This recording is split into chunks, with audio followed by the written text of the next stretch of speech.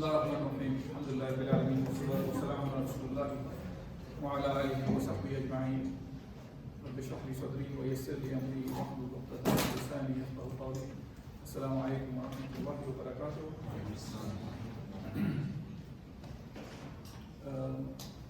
Sorry about the delay. As far as today's talk goes, as we were talking about last week, the battle of Bani Qanuqa, we'll start from there. We kind of touched base on the subject of the battle between the Muslims and the Bani Qanuqa. Today, inshallah, we'll talk about what exactly led to that battle and what was the outcome of the battle. And then we'll, inshallah, talk about also Abdullah bin Ubay, who was one of the head of the Munafiqeen, of the hypocrites, how he intercessed for the Bani Qanuqa.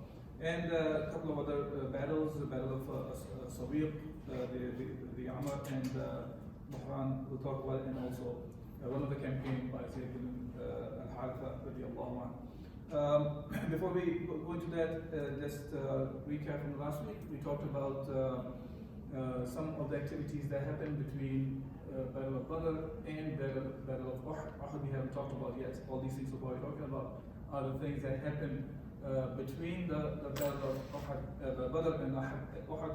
As I said, these are the two major battles. Hence, the other ones we talk about like we just touch on the subject and move forward. And also there was an attempt on the life of Rasulullah sallallahu alaihi wasallam. A person named Umar bin Wahab from Mecca, he came to assassinate Rasulullah sallallahu alaihi wasallam and ended up, as a matter of fact, becoming a Muslim. And one of the person who carried the da'wah of Islam when he went back to Mecca, and many of the people came to Islam because of him. And then we started talking about Bani Qanuqa, and we'll talk about that inshallah today. Okay, so as far as what led to the battle of Bani Qanuqa, this was one of the tribes of the Yahud in the outskirts of Medina. They were named after because the quarters, the place that they were living in, that was Qanuqa, and they were famous in blacksmithing, craft of making household instruments, and also actually weaponry and goldsmith also. So, and they had about 700 warriors. So they were one of the strongest ones among, which is in the name, right? So, 700 warriors they had, and they were one of the strongest one among the Arab community. They, unfortunately, their hatred towards the Muslim was very obvious, and they did many of the actions that caused this battle to happen. But one of the main incidents that happened, that was one of the things that they used to do. Anybody, even Muslim women are passing in the bazaars, they will do things to them or insult them in different ways. And of course, when Rasulullah found out about that, Rasulullah summoned them, and he wanted to talk to them. He called them about towards Islam to straighten out their acts, whatever the actions they were involved in. And the response of the Bani Qanuqa was very kind of offensive. They said, "Don't be deluded on account of defeating from Quraysh." I was talking about the Badr. Because they said, don't think that just because you were able to defeat the Badr, the Qurayshite, other people, the Quraysh Badr, you can do anything to us. They were inexperienced, referring to. If you were engaged us in fight, you would realize that we are genuine war experts.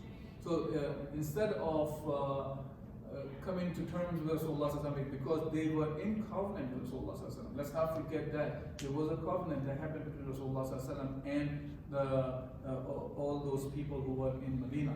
But they broke the covenant, and how they broke the covenant specifically was this following incident: that one day a Jewish goldsmith provoked a Muslim woman. In a manner, what he did was, it's not worded properly here. So a Muslim woman came to a goldsmith, and what he did was he tied her the clothes that she was wearing. He tied it in a manner that she got up to walk, her private parts were revealed. And when one of the Muslims saw that, and they were ridiculing and laughing at the Muslim woman, so one of the Muslims saw that, and he got up and he killed the one who did this act. Upon that, the Jews over there, the Yahud over there, they got up and they killed this Muslim Sahabi of Rasulullah. So now the family of the Muslim, they called for help, and now basically this resulted into the war because of the covenant that they broke at this point. Now this battle happened on the 15th of Shawwal, second year after Hijrah.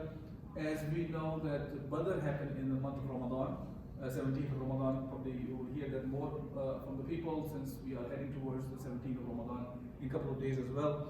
And so Rasulullah marched towards them, and Hamza bin Abdul Muttalib, the uncle of Rasulullah, he was the one who was carrying the banner, and Rasulullah seized them for about 15 days. So now they were living in their whatever kind of fortresses they were in. Rasulullah seized them for 15 days, but they did not fight. They did not fight, but they did get scared, and they gave up to fight Rasulullah sallallahu alaihi wasallam. But that resulted into, of course, now Rasulullah, they were waiting for the judgment from Rasulullah sallallahu alaihi wasallam, because they did not fight, but they gave up, and they wanted the judgment from Rasulullah. What should be done for with these people now? Now, this is where Abdullah bin Ubay, the head of the Munafiqeen, the hypocrites, who did not become Muslim not too long ago. It's been a month only that he became a Muslim, or at least outwardly. That's what means by a Munafiq, that's what means by hypocrite when we say. And I have said that before as well. Just want to make sure that we understand the definition of the hypocrite. Hypocrite is, this is Allah subhanahu wa ta'ala is the one who knows. So we should not be the one who should be calling each other. Unfortunately, we see sometimes people start calling each other a Munafiq or something. This is a very bad thing to be involved in. Yes, a person, you can say probably he's doing an act of a Munafiq. That's different than to call somebody a Munafiq. Because Munafiq is, in reality, he's not a Muslim. He says outwardly that he's a Muslim, but in his heart, he is not a Muslim. And in this case, Rasulullah sallallahu alaihi wasallam was told by the wahy about him. But even though he was told by the wahy about Abdullah bin Ubay and some of the Munafiqeen, Rasulullah sallallahu alaihi wasallam's behavior with them was as if you deal with a Muslim. Because you can only deal with the people with what you see. You cannot talk about the matter of hearts. And you can imagine that this is about the Munafiqeen that Rasulullah was dealing with. So how we should be dealing with the Muslims, that we know of their Muslim brothers and sisters. So we should not accuse brothers and sisters about things. What you assume is in their hearts. To put it in a nutshell, I want to make sure that we understand this concept. Okay, but at the same time, we should not be naive to be fooled by the people just because they put a garb of Islam. Does not necessarily mean a person, he says he's a Muslim and he starts acting in a non-Islamic manner. We will not be watchful of those actions. So we should be watchful of these kind of actions as well. Okay, so Abdullah bin Ubay, he was from the tribe of Khazraj in Medina. Remember, we talked about two major tribes that existed in Medina. One was Aus and the other one was Khazraj. Khazraj was a bigger one, as a matter of fact. So the tribe of Khazraj, so he was from Khazraj, and Bani Qanuqa was an ally with Khazraj in the days of the Jahiliyyah. Before Rasulullah sallallahu alaihi wasallam came, they were allies. And hence, based on that alliance, Abdullah bin Ubay, he started asking Rasulullah sallallahu alaihi wasallam for mercy for the tribe of Bani Qanuqa, and he pushed so much to Rasulullah sallallahu alaihi wasallam that Rasulullah sallallahu alaihi wasallam got to the point, and he banished them, but they were not harmed in the sense of any kind of a treason action was or what can be done for a person who breaking the covenant or doing the treason. They were banished, and they moved to Syria, where they stayed for a while, and then they basically soon perished. And there was some spoils of war were collected from Bani Qanuqa, but they were allowed to leave to Sham. Now let's see that another Sahabi. He's a great Sahabi, famous Sahabi, Ubadah bin Samit. radiallahu anhu. He was also from Khazraj, but his response was very different than Abdullah bin Ubay. Even though Abdullah bin Ubay was from Khazraj, and so was Ubadah bin Samit radiallahu anhu. Ubadah bin Samit radiallahu anhu says very clearly to Rasulullah sallallahu alayhi wa sallam that his response was that he loves Allah and His Messenger, and he is bari, he's immune. He says, I have nothing to do with their actions, and I don't want to be looked at as an ally of Bani Qanuqa. So he became Muslim, of course, and he was a good Muslim, and his response was different than Abdullah bin Ubay as expected. Okay, so that was one of the battles that happened between Badr and Uhud. As I said, these are minor battles in a sense, because there's not really much fighting or anything is happening here. It's more of a siege has happened, and the battle they gave up, and the battle was over. And similarly, the other ones were not much different in general. In this case, a sawiq is kind of a barley porridge kind of a food. That's why, and we'll see why it's called that. When Rasulullah in the Badr, Abu Sufyan was, as we know of, he was one of the people who was really angry about what happened in Badr, because his caravan was the one who was saved, but the battle happened, and many of the kuffar from the Quraysh were killed. So he was very angry, and he wanted to take the revenge to the point. He said he will not take a bath of impurity until he take the revenge from against Rasulullah sallallahu alaihi wasallam. So he sent out with 200 men towards Medina, and but he did not want to attack Medina. So he found his way close to it, but he did not want to fight with the Muslims in the daytime. So he was planning to attack in the nighttime. So he did infiltrate the town of Rasulullah, but there was so they went to Huyay bin Akhtab. Huyay bin Akhtab was the father of one of the Ummatul Mu'mineen, Sophia bint Huyay bin Akhtab, as we know. So he was one of the leaders of the Yahud. So first he went to them, but he did not allow him to come to him. Okay. Then Abu Sufyan went to Salam bin Mashkan. He was the chief of Banu Nadir. Banu Nadir was another Jewish tribe. Remember, there were three major tribes who were living in the outskirts of Medina: Banu Nadir, Banu Qanuqa, and Banu Qurayda. And we'll talk about each one. We already talked about Qanuqa now, what happened with them. But he's the one who accepted Abu Sufyan and entertained him, and he wanted to support him. So now here, late at the night, he dispatched a group of his men to raid Al-Urayd, a suburb of Medina, and there the men fell and burned the palm trees and killed two Muslims. Okay? Now, after that, when Rasulullah found out about what Abu Sufyan did here, so Rasulullah he gathered the men, and he made Bashir bin Abdul Mundir as the caretaker of Medina. Remember we talked about whenever Rasulullah left Medina for any kind of a battle or something, he left somebody to be a caretaker, right? That's part of being a statement that Rasulullah was, that he was building others also for doing the similar kind of tasks in the future as well. So now, Rasulullah gathered his men, and they went to catch these people who came along with Abu Sufyan. But they left in a hurry, and they brought some food which is called Sawiq. And Sawiq is a barley porridge. So they left a lot of it, because when you are trying to run away like that, in their case they were trying to run away, so they want to have a less burden on them. So it's faster for them to run away. So because all of this was left as a spoil of war, hence this battle is referred as Ghazwat al-Sawiq as well. Okay? Okay.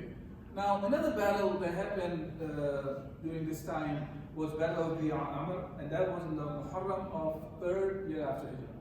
So this is still, we are talking about like 3-4 months from Badr. It's all these things that are happening. And this is the third battle that happened between Badr and was it Uhud, one of the major battles. In this case, Rasulullah ﷺ left Uthman bin Affan, the son-in-law of Rasulullah ﷺ. We talked about in the Badr time when he stayed behind, and he stayed behind because Rasulullah's daughter was sick and she passed away during the Badr time. And by the way, Uthman bin Affan later on was married to the second daughter of Rasulullah ﷺ as well, which was Ruqayya passed away, and then Kulthum radiallahu anha. And this is why he's called Dhul Nurayn, meaning the carrier of two lights. Rasulullah ﷺ found out about Banu Thalaba and Banu Muharib that they were trying to attack Medina now. So Rasulullah ﷺ kept the knowledge about what's happening surrounding Medina, and when he found out about this, he was always at the point that rather than waiting that the ones who were trying to attack, Rasulullah took offensive type of attack on the people who were planning to attack Rasulullah. So here he gathered 450 horsemen and footmen, and then they headed towards them to take care of the situation what's going on. So on the way they captured a man who became a Muslim, and he's the person actually who started guiding Rasulullah and the army. When the enemies heard about this, they dispersed from into the mountains and they disappeared. Rasulullah he camped at the watering place called Dhi Amr. This is why this battle is called Dhi Amr. And he stayed there he got there in Muharram, and he stayed there the whole month of Safar as well. So there was a long kind of, if you can think of siege or waiting for them to want to attack. Okay, Rasulullah and the Sahaba were there outside the Medina. This idea of Rasulullah staying in that area for a month, to camp like that, it's not only against Banu Thalaba and Banu Muharib, rather even the surrounding area gets an idea of the strength of Rasulullah. See, this is one of the things which I consider as these are preventive measures for the future as well. So many of the Bedouins over there, let's not forget, it's not only talking about the people who were living in specific cities. There were the Badus or Bedouins, and there's still many in those regions.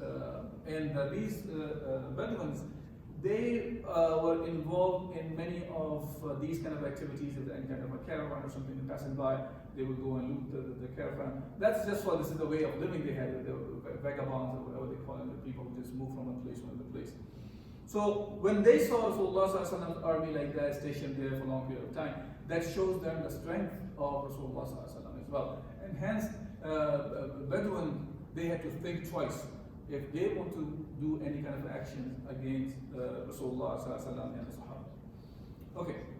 Then there was a small battle that happened, which is called Buhran, and Ibn Al-Makhtum was left as a caretaker of Medina. And this time, this was in Rabi' al-Thani, in the year of 30 years after Hijrah. Rasulullah had an army of about 300 here in this case, and in the area of Al-Furuq. I stayed there until Jumada al-Ula. No fighting took place in this process of patrolling. So again, remember Sahaba, Rasulullah used to send Sahaba sometimes to do the patrolling, or Rasulullah went by himself also with the rest of some of the Sahaba as well. So these patrolling units were more for showing the strength of the Muslims, at the same time also in some cases expanding the state that Rasulullah had in Medina. Okay. The last one I think we'll talk about today is about the campaign led by Zayd bin al-Harith, which was on the trade routes of Quraysh. Now, the Meccan economy was very much attached to this kind of a trade. One, they used to do with the Sham up north during the summertime, and in the winter time they used to go south, which is Yemen. And I think in the Habasha also.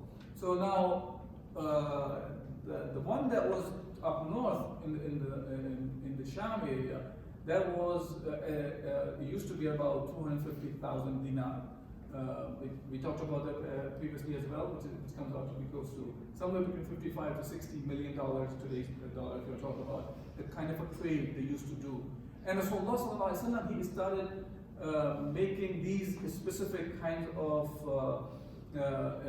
invasions or campaigns against these caravans passing by. Look, these people are the ones who took pretty much everything away from the Sahaba who were living in Mecca. And now Rasulullah sallallahu alaihi wasallam not only is the idea of establishing the strength of Rasulullah sallallahu alaihi wasallam in Medina, but also to show them the strength to the Meccans, and that ends up weakening them as well. So now Rasulullah sallallahu alaihi wasallam, because he was preventing them to go to Sham or Syria, now Meccans, they thought of it, they can find some other route or go towards Iraq. As if you look at the map, Sham and Iraq are up north from Najd and Hijaz, and this is the Najd area from where you can go towards Iraq. Now, here, when they found out, now they want to do bypass Rasulullah sallallahu alaihi wasallam and any kind of attack from Rasulullah sallallahu alaihi wasallam or his Sahaba. Now, so they want to avoid it. They were making some plans, and they made Furad bin Hayyan he was the guide, because he was aware of those routes, different routes he could have taken the caravan, and Safwan bin Umayyah led the caravan along the new route that they found. Now, Safwan bin Umayyah, if you remember last week's talk, Umayr bin Wahab was a person who was sent by Safwan bin Umayyah to assassinate Rasulullah sallallahu alaihi wasallam, because he lost his father and his brother in Battle of Badr.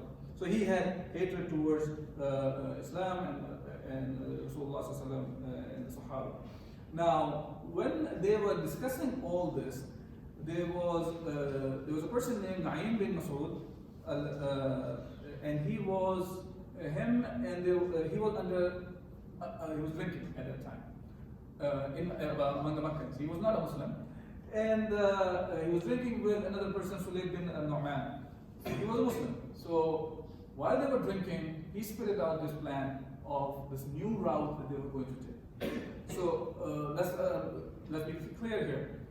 So we find a Muslim was drinking there also, and we can see that other incidents with other Sahaba, you find them drinking. This is all prior to the ruling was revealed regarding the drinking. Okay? At that time, drinking was still allowed. Drinking was still allowed. Once the drinking was made haram, it took them one rule, and after the Sahaba, they started actually spilling whatever they had. Some of them were drinking at that time. They had the drink in their hand, as the hadith says, and they dropped it. Some of them had some of the drink in their mouth and they spit it out. And others who already had something in the stomach, they tried to put their fingers in the throat so they can vomit it out, whatever they had in their stomach. The idea I want to make sure you understand that is, when the hukum came regarding the khamar means the intoxicant, just to be intoxicant or liquor, if you want to call it. But the reason I'm saying intoxicant, because it doesn't have to be a liquor we're talking about. It's more than that. Anything that can intoxicate, it is not allowed in Islam, right? The small amount, all are known. It's not like that it has to intoxicate you. If you know that something is intoxicant, even the small amount that does not intoxicate a person, that's also not allowed. Okay, so at that time it was halal, and hence when Sulayd bin Nu'man found out, right away he sent somebody to Rasulullah sallallahu alaihi wasallam to let him know what the situation. Rasulullah found out, so he gathered 100 horsemen under the leadership of Zayd bin al-Haritha radiyallahu anhu. Now, Zayd bin al-Haritha, when he went after this Qurayshi caravan, they fled away, but they were able to capture one of them was Furad bin Hayyan, the one who was a guide, and his guard. So Safwan and his guards ran away, but Furad bin Hayyan, he was captured. And Furad bin Hayyan, he became a Muslim. Okay, he embraced Islam, and but they left a lot of spoils of war, which were worth about 1,000 dirham. 1,000 dirham were collected as spoils of war, and that was distributed among the Muslims as Allah subhanahu wa ta'ala has ordained the rulings regarding the spoils of war, which is called ghanima, mal fay, whichever terminology we want to use for that. Okay, so that's about that. There is one more thing. Okay, so that's what Buhran talked about. One more thing I kind of forgot to mention. When we were talking about Bani Qanuqa, there's an incident mentioned about that led to that battle, right? About the woman who was at the jewelry store, and when she was insulted, Rasulullah sallallahu alaihi wasallam ended up fighting against the Bani Qanuqa. Now let's compare the very same incident to another incident that happened in Makkah. When Rasulullah sallallahu alaihi wasallam was in Makkah, there was a Sahabiya who was actually the first martyr of Islam. As a matter of so anybody knows who that person was? Sumayya radiallahu anha, right? So when Rasulullah sallallahu alaihi wasallam saw Sumayya and her husband Yasir radiallahu anhu, they were tortured.